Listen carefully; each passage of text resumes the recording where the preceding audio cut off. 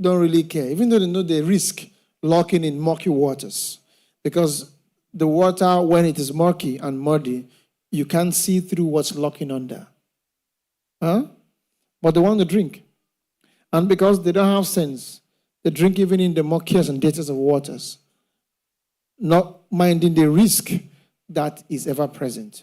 And when the fog jump out, and usually it will catch a couple of them.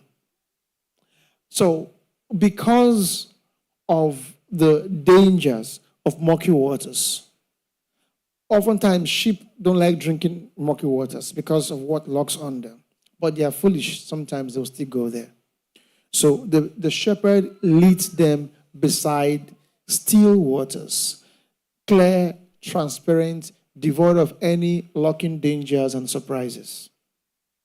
Still water, not troubled waters, still waters. It talks about the peace that God our shepherd avails us. See, God would never make you eat from a place that is troubling. I'm not saying God will not allow you to go through or lead you even through troubling places. But usually, when he wants you to rest and he wants you to come to eat, he brings you to a place that is devoid of trouble. We have to understand that, first of all, as believers, when any place that's supposed to be a place of rest becomes too troubling, cantankerous, becomes too murky, it might be a sign that God is telling you, move. Because sheep, when led by a good shepherd, are led to drink from still, clean, calm, crystal clear waters. He leads me beside still waters. There are three sources of water that sheep drink from. Number one is the dew.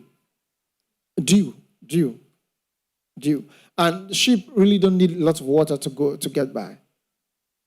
They don't need a lot of water to get by. And because they're usually in wilderness places, sometimes they can go for days without necessarily seeing a pool of water. But there's something that sustains sheep, and that is the dew. That's why early in the morning, the shepherd leads them out to the grass after the dew has settled on the grasses. So the sheep goes out to graze early in the morning, and it's double provision for them. They are both feeding from the grass, and then the dew on the grasses, as small as those might be, usually is enough to get a sheep by the whole day.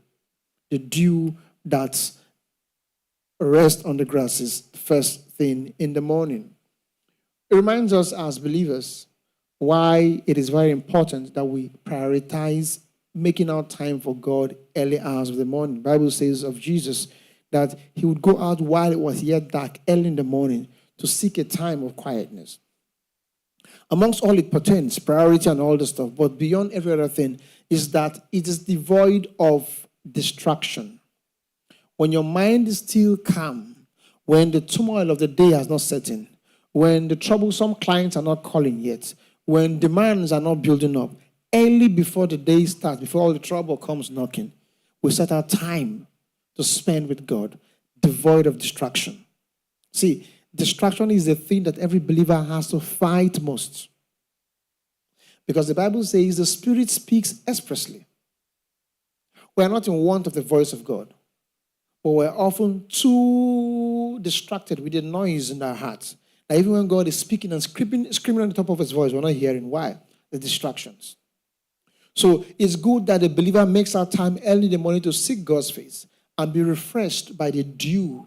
The Bible talks about the dew on him, or the dews of. When you get the best of God early in the morning, you can walk through the day, make it through the day with all the turmoil, and then you don't get shaken up. Why? You're always reminded of God's unflinching promises and his unending, unliving presence. But you will become troubled. You'll become anxious, even fearful of not taking out time to be with God early in the morning. I don't want to give, what's the word now? To make traditions.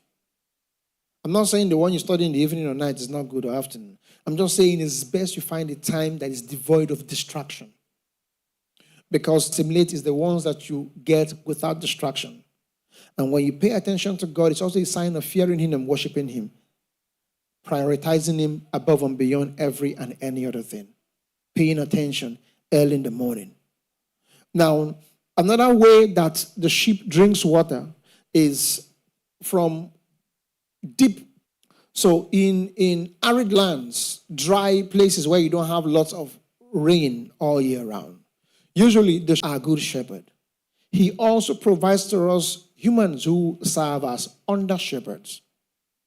When the Apostle Peter was writing in 1 Peter 5, if you put that up, he says, to the elders among you I write. He now says, me also being an elder who witnessed the sufferings of Jesus and who looks forward to the glory that will be revealed.